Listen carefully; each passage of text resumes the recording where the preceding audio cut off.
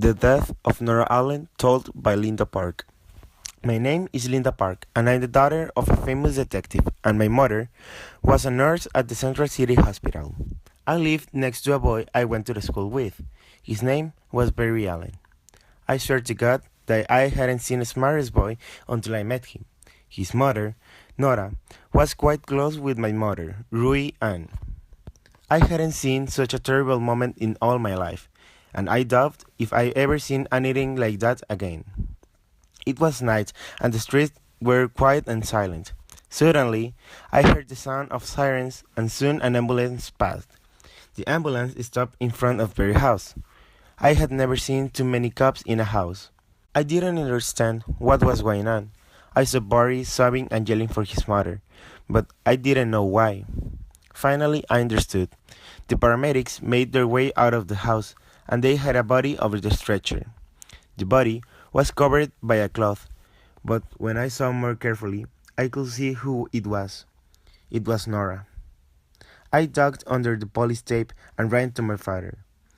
When I arrived with him, he crouched and told me that I could not be there. Then my father had walked towards Detective Joe West. By the looks of them, it seems that they weren't having a happy conversation. I tried to talk with Barry, but he said, "It wasn't my dad. It was a red and yellow streak. I hadn't seen something like that before.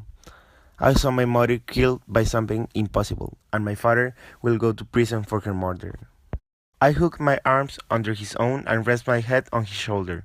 My father has never caught a red and yellow streak, but he and Detective West will do everything in their power to stop the responsible for your mother's death. It's a promise, I said to Barry. My father never managed to capture the red and yellow streak that Barry said had killed his mother. Why? Because my father died shortly after. I believed that Henry hadn't killed his wife, but this red and yellow streak was hard to believe until I see it myself the day my father died, and my mother almost died too. I have never seen anything like that in my life. A lightning bolt moving across the room like a tornado.